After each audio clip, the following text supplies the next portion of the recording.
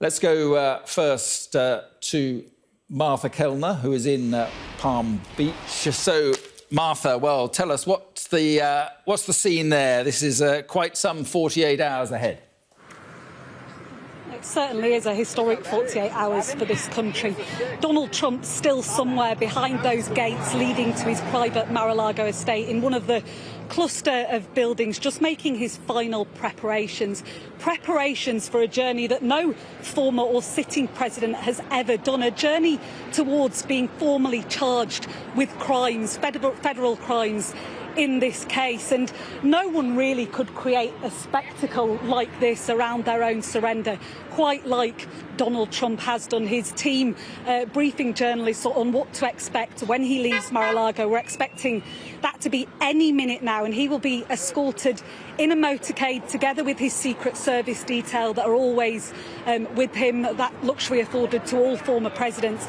He'll be brought across the bridge behind me, Bingham Island Bridge, which links his Mar-a-Lago home with Palm Beach, and he'll head towards Palm Beach International Airport that you mentioned. It's less than a 10-minute drive from his front door to the tarmac at Palm Beach International Airport, and there waiting for him will be Trump Force One, the nickname for his own private plane, which will then take him on a journey lasting just a little over 2 hours into New York, where he'll face these criminal charges tomorrow. He'll stay overnight, as you mentioned, in Trump Tower, and it's at that point tomorrow afternoon when he appears in front of the judge in the Bowery district of Manhattan that the public will finally learn what these charges are, because at the moment this is a sealed indictment, a sealed charge sheet, if you like, so we don't know exactly what Donald Trump is to be charged with, but we do know it relates to hush money payments made to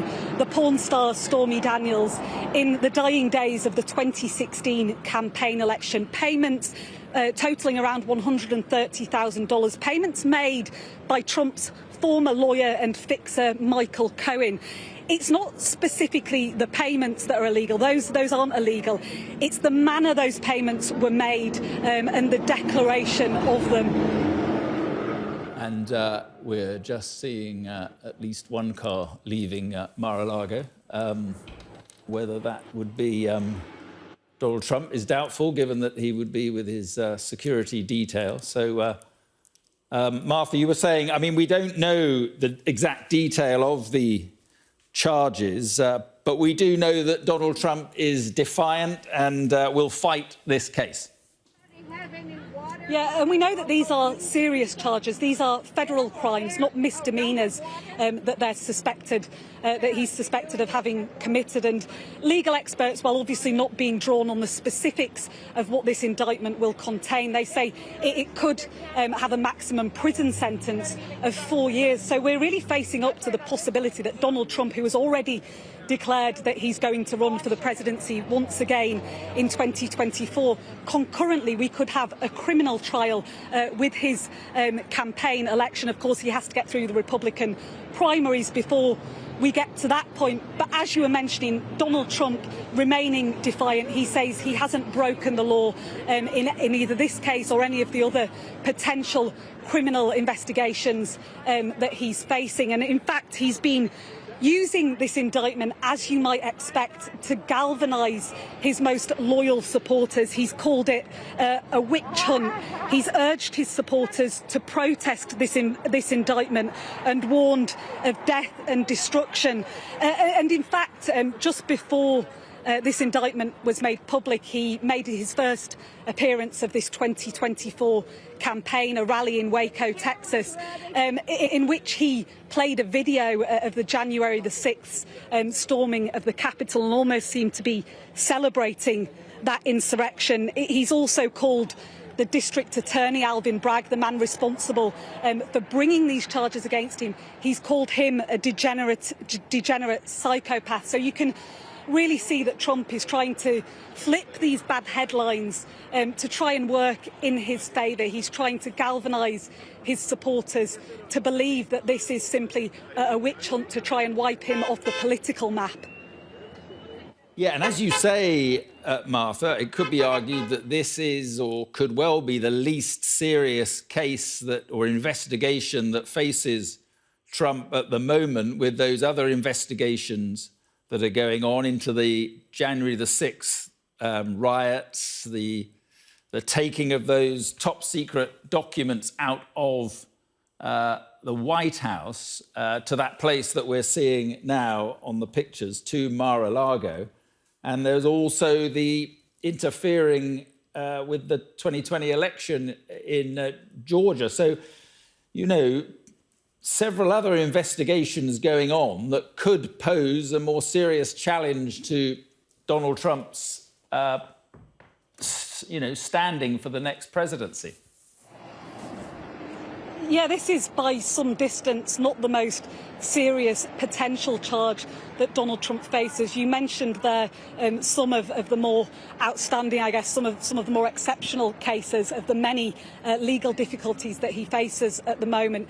You mentioned that investigation into potential interference in the 2020 election, particularly the counting of votes in the state of Georgia, an investigation ongoing into whether Donald Trump committed crimes in that counting of those election votes in Georgia. Also, not so long ago, a few months ago, the FBI raided his Mar-a-Lago residence, removing top secret documents from his home here. So I think we might have the motorcade just leaving Mar-a-Lago, coming through the gates now.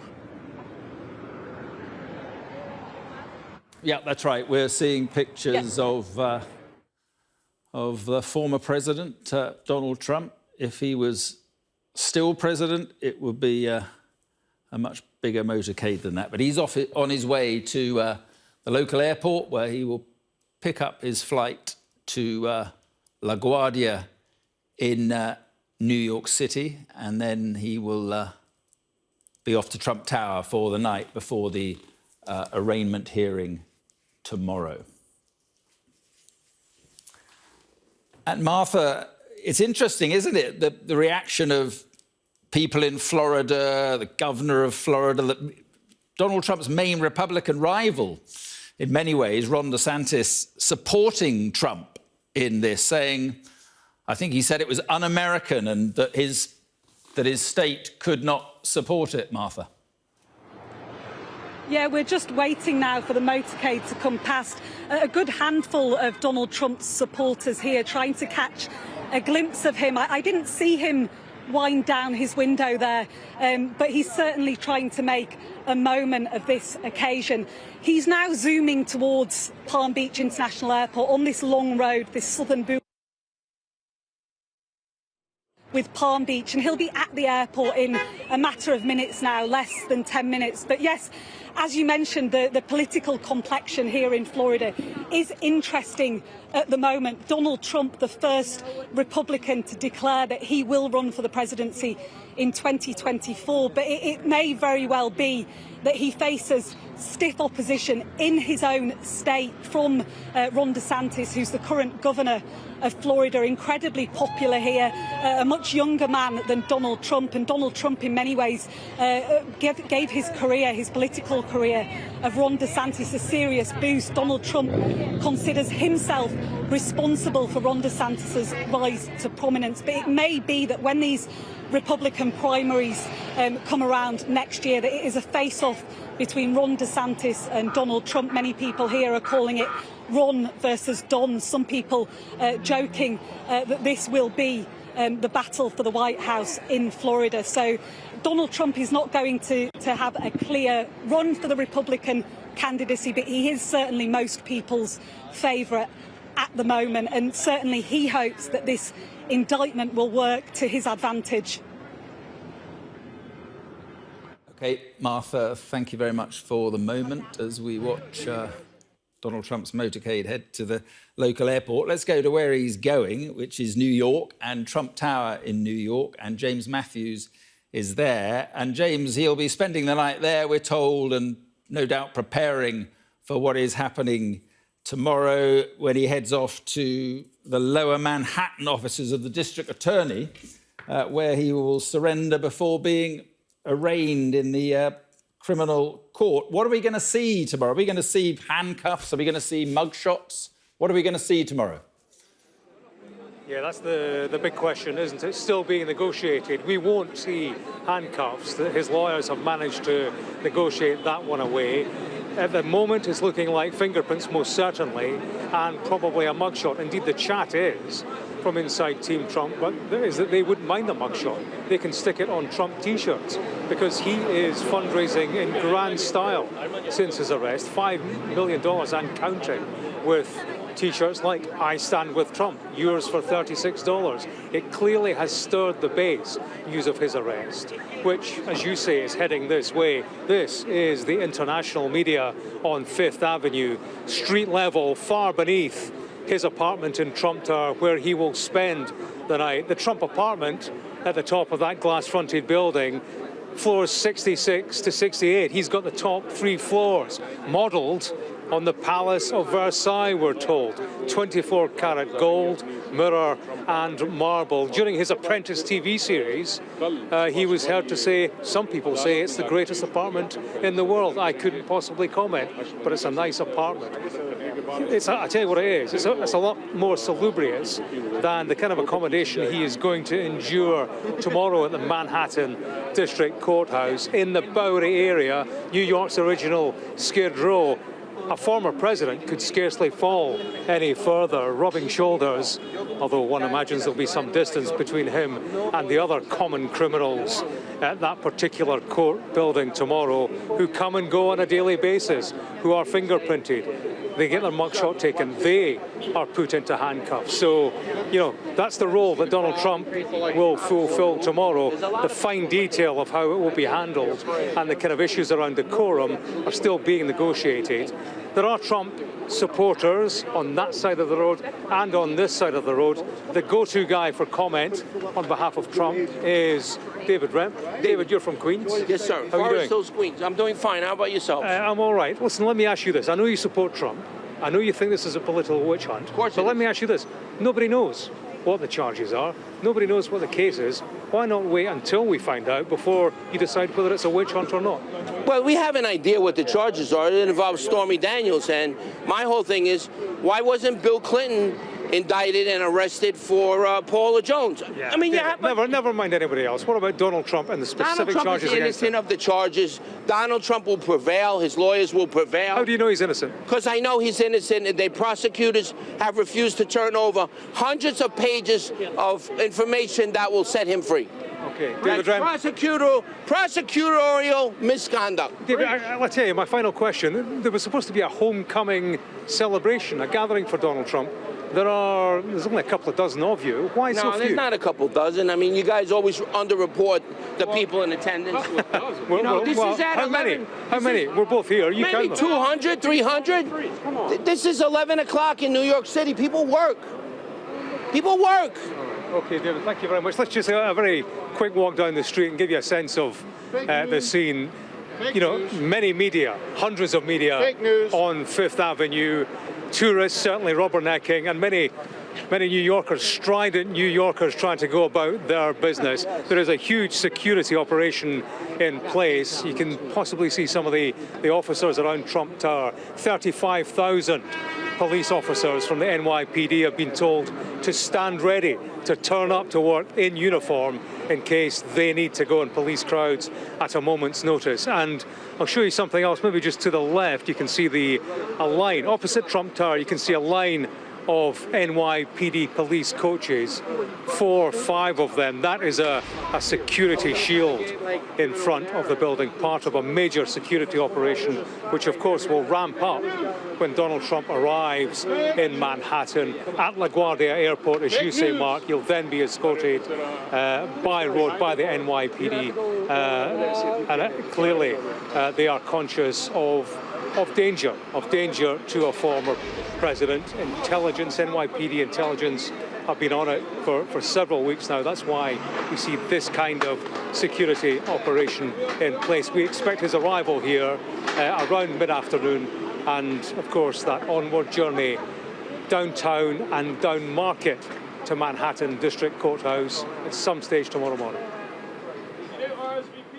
OK, James, thank you very much indeed for the moment. Let's bring in Niall Stanage, the associate editor of the US political website The Hill, who I think is in Washington for us. Niall, good to talk to you. Just put this in perspective for us, what we're about to witness tomorrow, because this is not just a former president, but it's also a prospective president because he's standing again.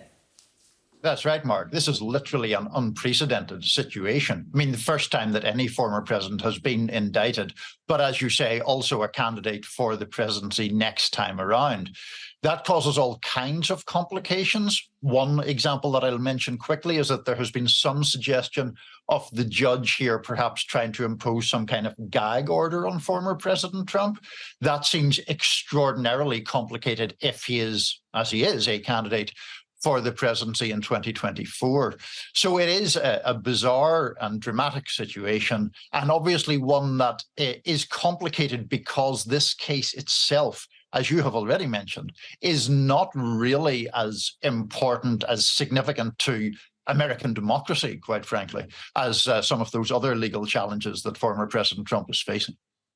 Which is considered the most serious investigation that he's facing? And by most serious, I mean the one that could threaten him politically most. To my mind, the most dangerous for him is the one in Georgia about interference in the results of the 2020 election. And it hasn't honestly got as much publicity as it might deserve.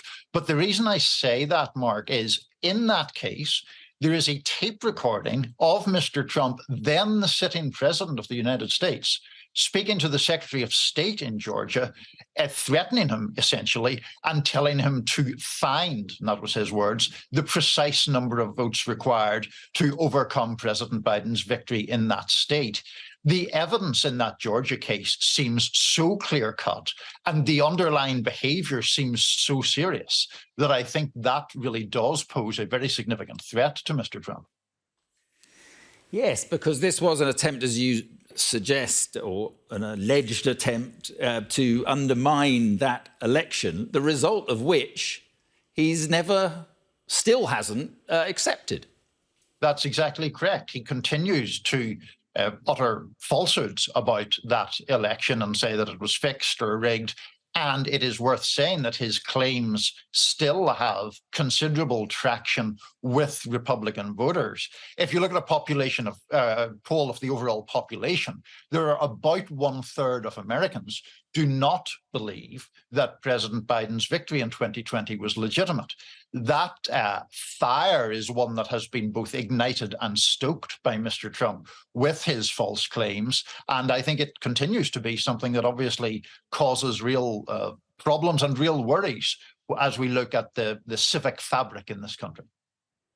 Yeah, and it's an extraordinary state of affairs. Is there a sense in which this will play well for Donald Trump politically, that you know, we know he covets attention, we know he covets controversy, and we know he likes to play the victim? Well, this, you know, gives him all of those things and more.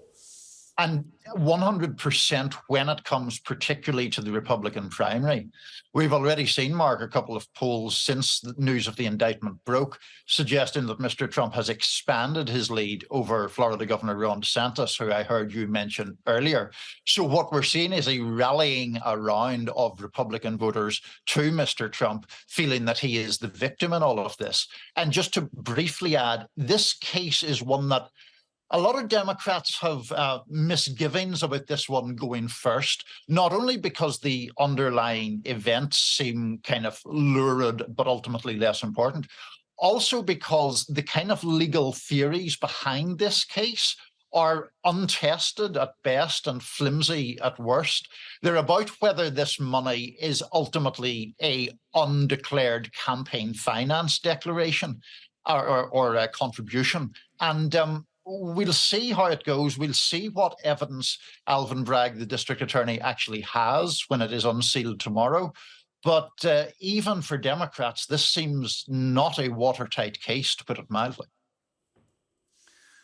Which begs the question why this is happening, because it is a effectively a Democrat district attorney who's taken this decision. It is, that's right. And I think that's an important point to emphasize, particularly for a primarily British audience. We have this peculiarity, really, in this country where these are elected positions. I mean, Alvin Bragg, was a candidate for election to become district attorney.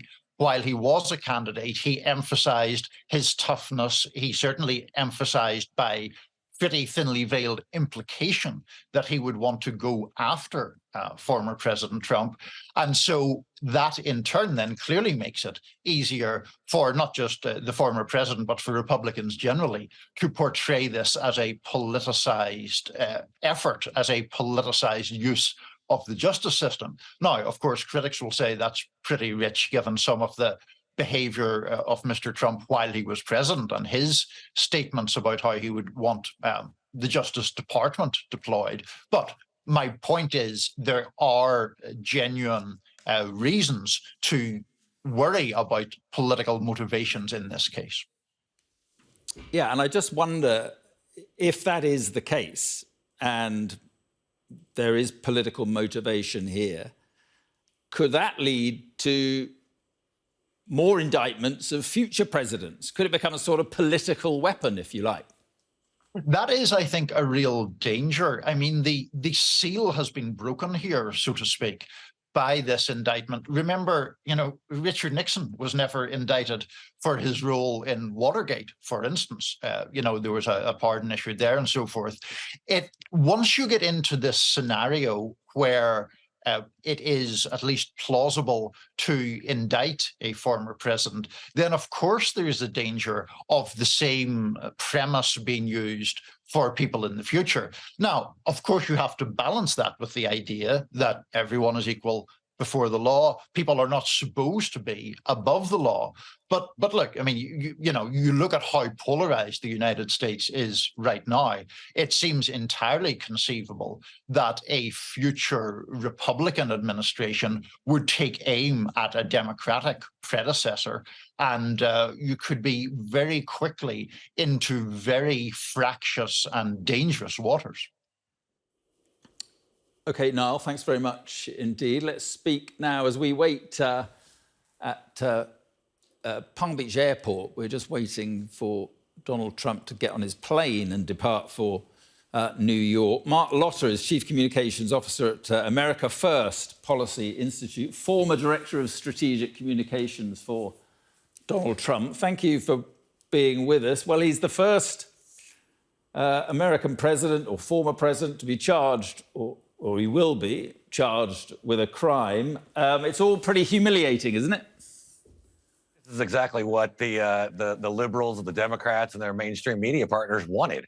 They don't really care about the outcome of this case. If they actually were to get a conviction, that's just icing on the cake. For them, they want to be first. They want to be the first to indict Donald Trump. They want him to be the first president to be impeached twice, even though he was acquitted in both counts. I mean, that's really what this is about. This is about assassinating a man, taking their political beef with a man, using the Justice Department and or using the justice system to target this one individual when we've seen many, many other cases that do not get prosecuted. They just pay civil fines for campaign finance violations. Yeah, well, we don't know the detail of the charges. We don't know what's going to happen. What makes you so convinced that it's a political witch hunt? I mean, it was a grand jury, people on a grand jury that basically decided in the end. Well, there's an old saying in the American legal system that a prosecutor could indict a ham sandwich. And that's true. You just have to get a majority of the people to vote to convict. And my goodness, in the state of New York, in New York City itself, you put the Trump logo on an apple and they will indict it. There's probably, 90% of people in that city hate Donald Trump, and it won't be hard to find a majority that would indict him on anything. Mark, what do you think will happen tomorrow? Do you think, he'll be handcuffed? Do you think mugshots will be publicised? Will there be cameras in court? How do you think it's going to play out tomorrow? Well, I think from everything I've read about the judge in this case, he'll play it by the book, that he is a stickler for the details in terms of how things have traditionally done. So whatever the rules are in terms of New York, in terms of cameras in their courtrooms or anything like that, he'll follow those rules, as opposed to, as it relates to his indictment or his arraignment or his booking.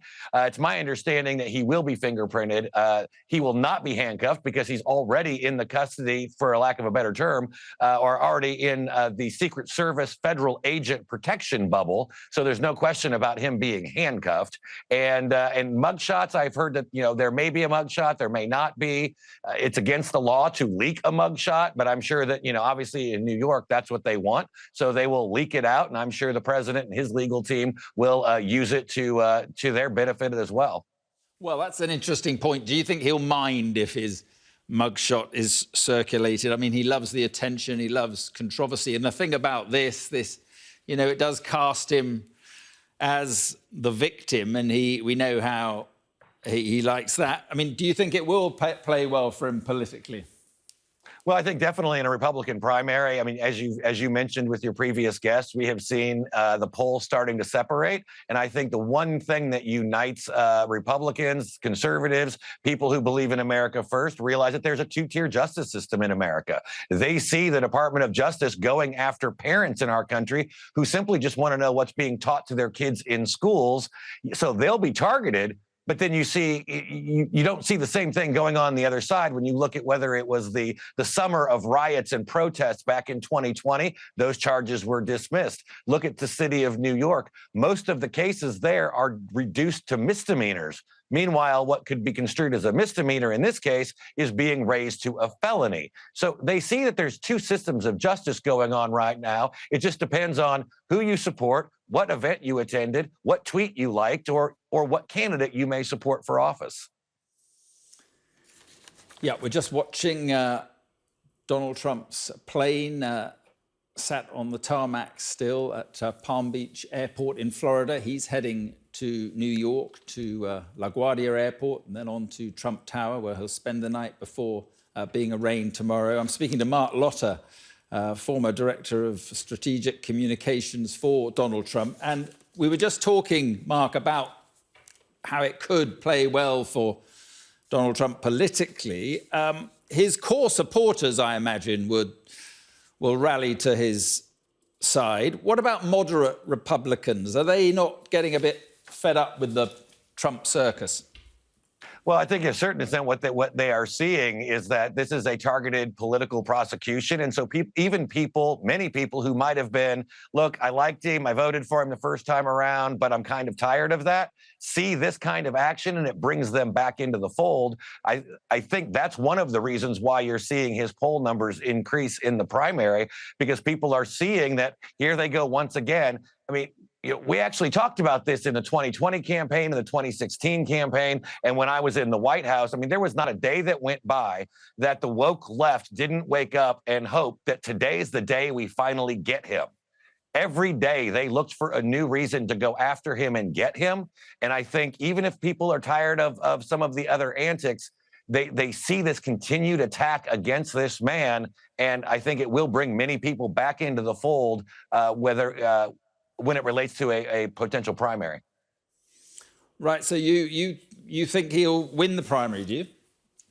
Well, there's a long time left. We've still got 8 months until the first voting is conducted in Iowa and New Hampshire, and anything and everything can happen in these next 8 months. Right now, he is the odds-on favorite. The polls are indicative of that, but that's what the primary is about. So if there is another candidate or multiple candidates who can make their connection with the voters, talk about the issues that matter to them, we'll see how the polls play out. I remember back in 2007, late 2006 and 2007, even 2008, it was Hillary Clinton's primary to lose. She was the senator from New York, the former first lady, and then this upstart first-term senator from Illinois caught fire, really resonated with the Democrat base. And next thing you know, Barack Obama was nominated and obviously went on to win the White House. So you just don't know how these things are going to play out this far in advance. Well, his catchphrase with Hillary Clinton was "lock her up." One wonders what the Democrats' catchphrase will be. Yeah, you never know. I mean, obviously, they're going to have to look for something because, you know, this is the one difference between in 2024, and I think it should be noted. Doesn't matter who is running on the Republican side. In 2020, Joe Biden was a hypothetical president. He had not served as president. You really couldn't attack him for things that Barack Obama did when he was vice president. And of course, it'd been, you know, a decade before when he was a United States senator. So he was a hypothetical president. He's not a hypothetical president in 2024. He has a record, and it's a bad record. So whoever comes out on the Republican side is going to focus on out of control gas prices, sky high inflation, parents being locked out of their kids' school board meetings and told that they're terrorists if they ask questions. These things are actually going to be on the ballot in 2024, and that's not something that I'm thinking Joe Biden is ready to defend. And just as we watch the plane move on to the taxiway, these other serious investigations, or more serious, we should say, hovering over him, the White House documents removed to his Florida home, the January 6th attack on Congress, this pressurizing of the authorities in Georgia. Which do you think has the potential to cause him most problems? I think it'll just keep adding up, and it's going to keep rallying his base around him. I don't think that any one of these things is any more serious. I mean, you want to talk about classified documents? Mike Pence had them. Joe Biden had them. Joe Biden had them for decades, and they were hiding in his garage next to his son's car. You know, so I mean, give me a break.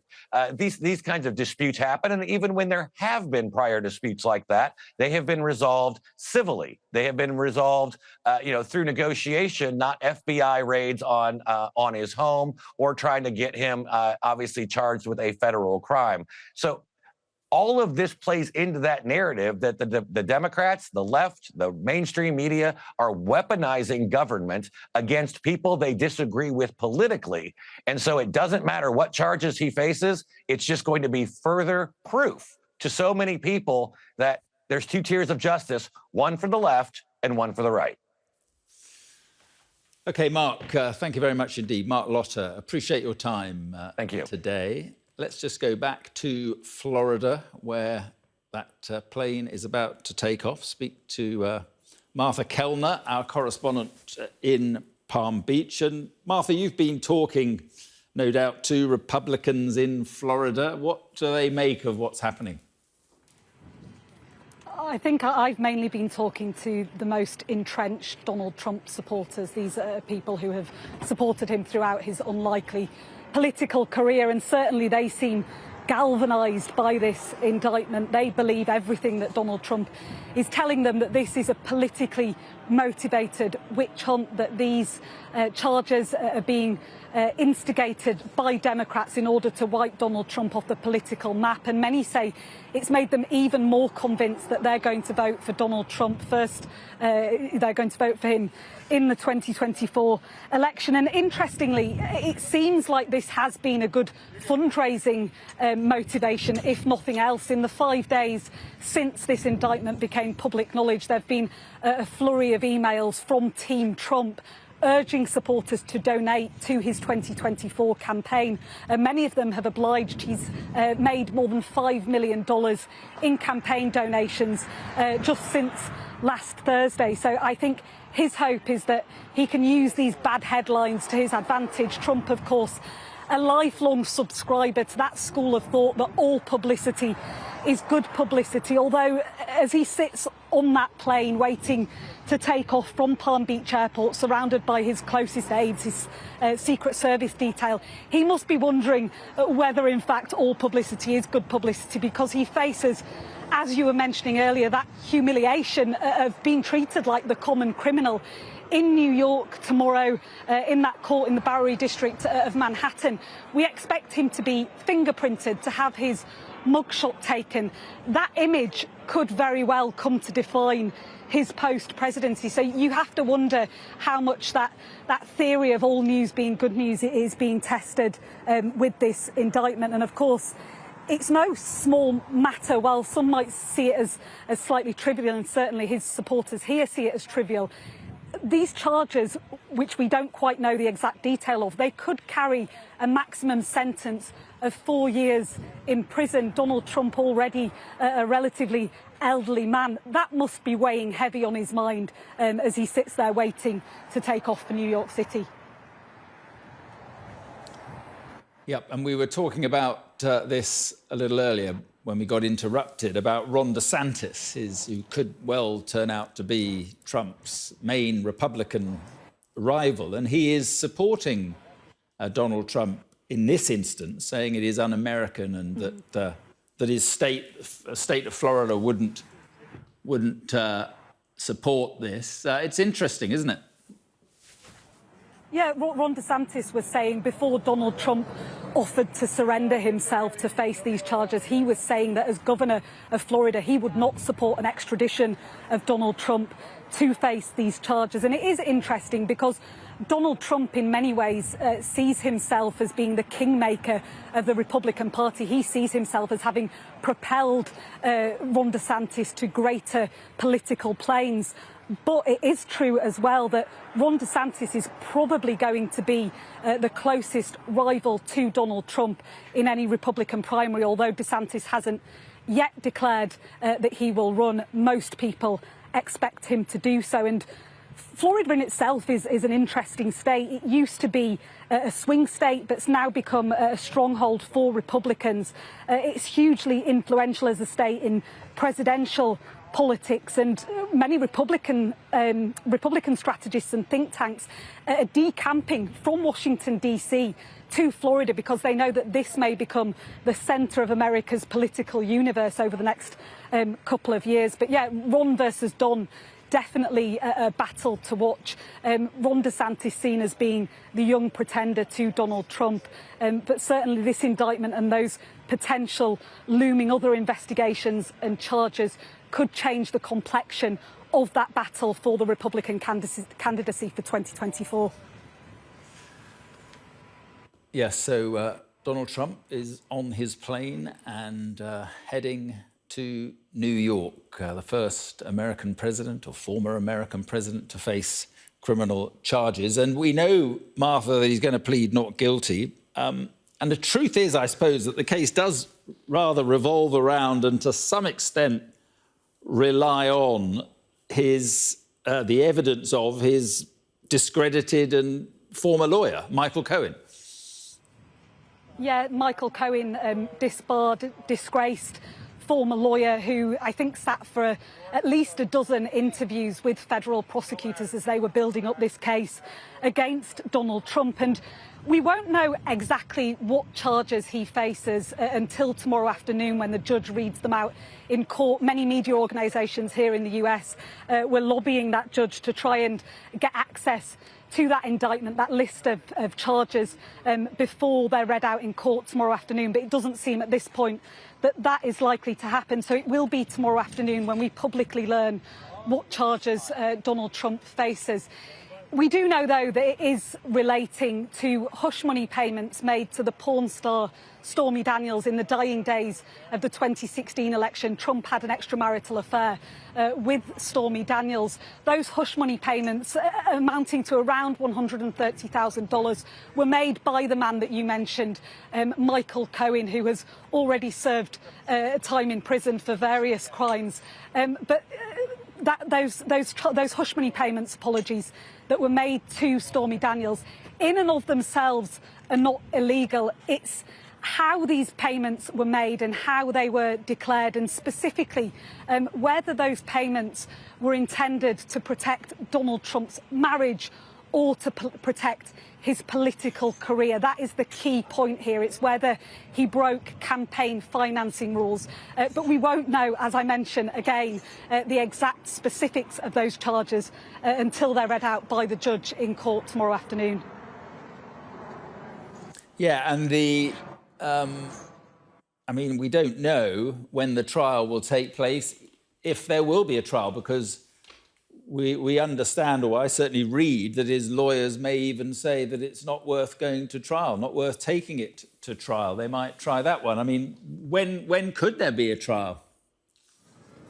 Well, Donald Trump's team's tactic has always been delay, delay, delay. And this is a much more difficult case to prove at trial than it is simply to get this indictment, to get these charges across the line. In order to get the charges across the line, the grand jury only had to indict him with a majority.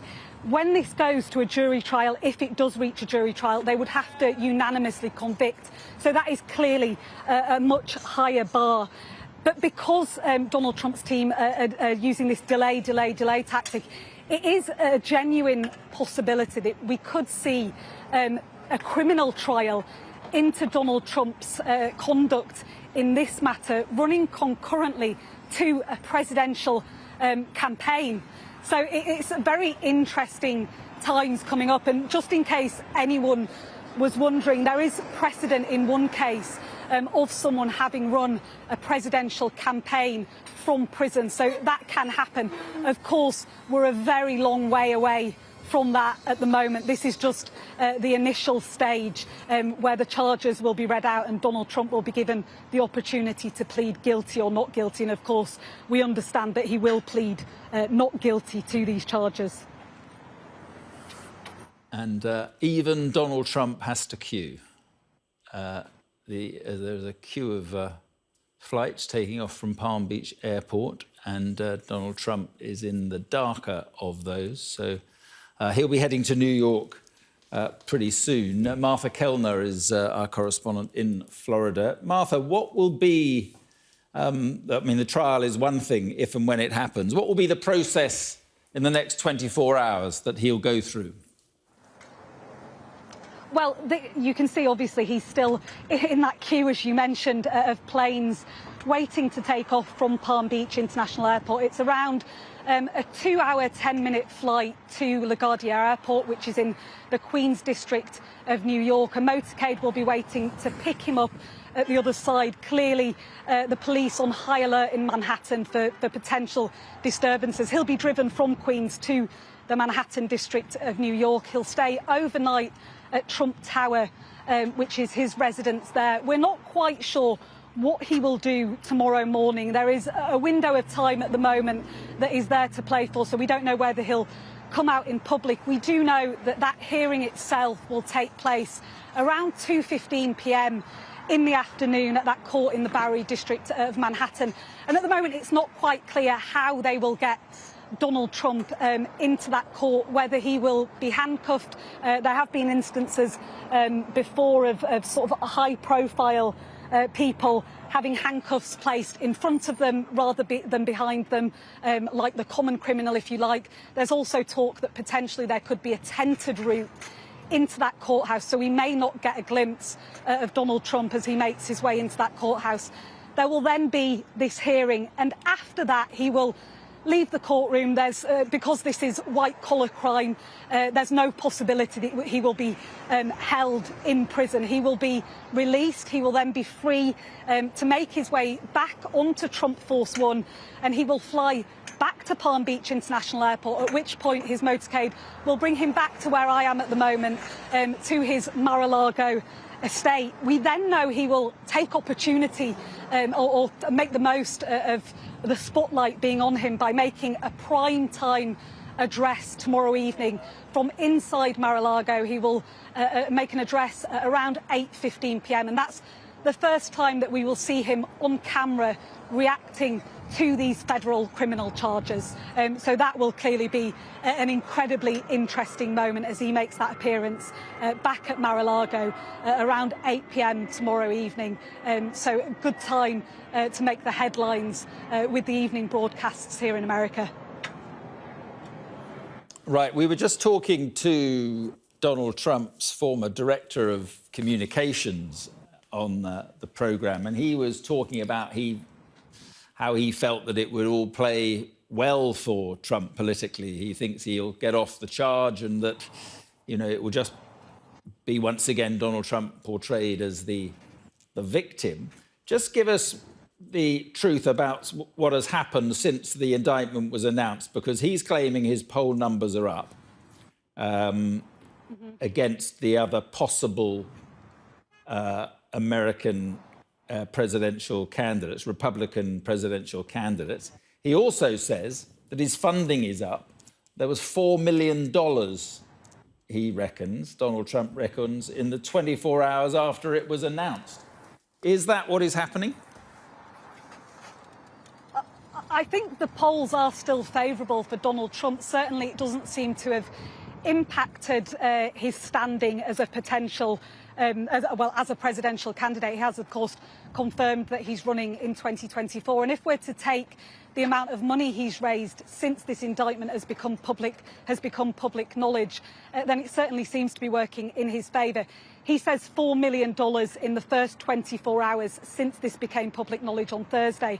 I understand it's now at least $5 million that he's made in campaign donations, and there's certainly been a flurry of emails from his team into the inboxes of Trump supporters asking for support against this indictment. I mentioned before he had his first 2024 campaign rally, interestingly, in Waco, Texas. I think he's just about to take off on that plane now. I think the wheels just leaving the tarmac now. Trump on his way to New York, a different angle there for that just around 2-hour journey to New York, a historic journey, the first president ever to face criminal charges.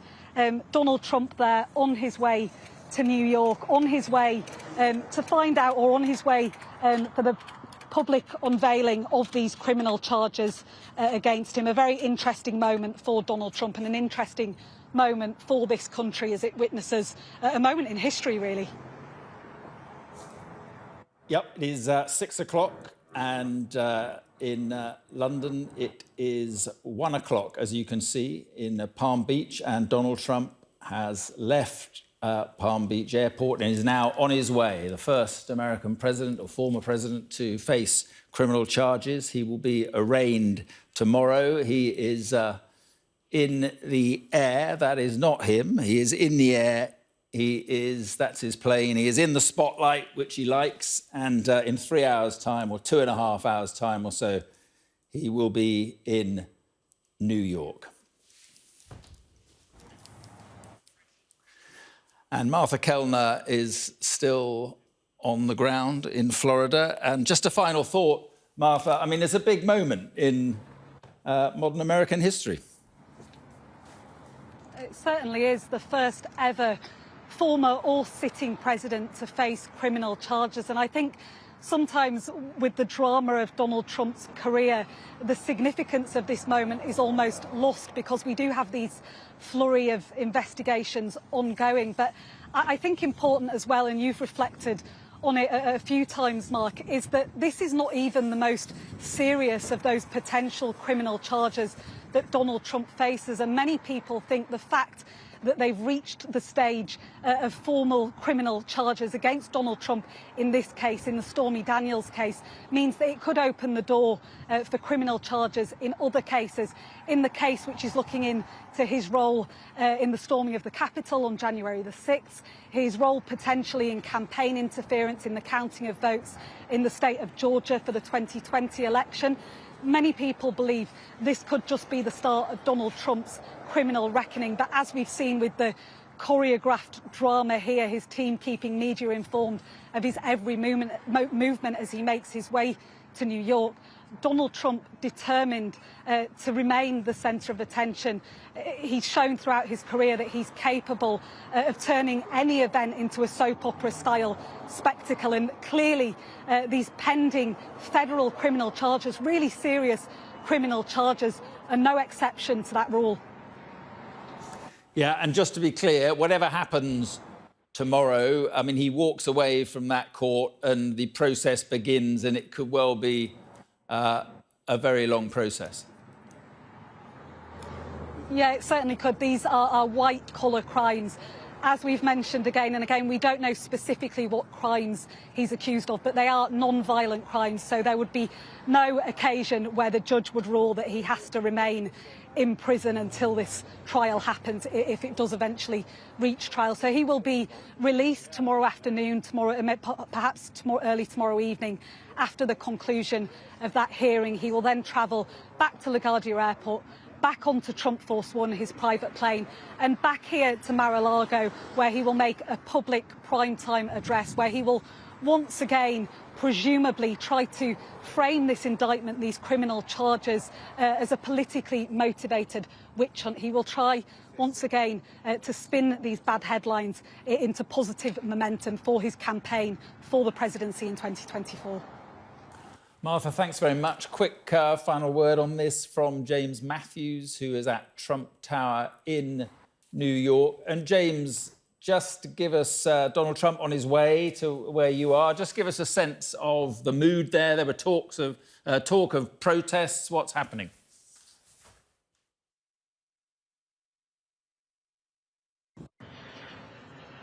Trump. Nothing like the kind of crowds that we've seen around this sort of occasion in the past. This is a man, remember, who on his social media account posted protest, take our nation back. I have to say, in the week and a half to a fortnight since that, we haven't seen any kind of numbers backing him. I suppose the scene may change in due course.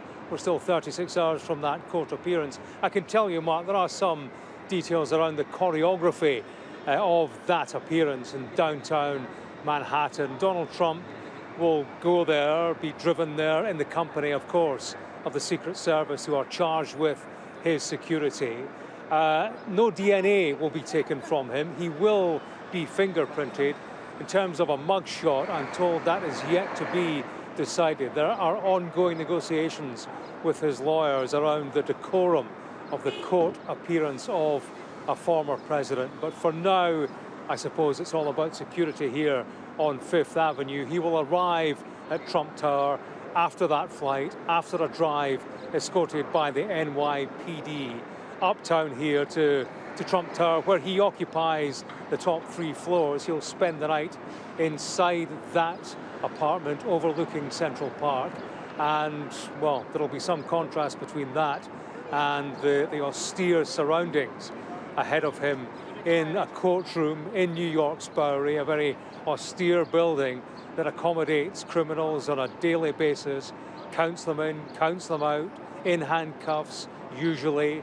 They come before a judge. For Donald Trump, it will be the 15th floor before Judge Manchin, a man who he has already criticized. He hates me, said Donald Trump on his social media account. He's also criticized the prosecutor. So look for that to be a continuing theme for Donald Trump when he has something to say.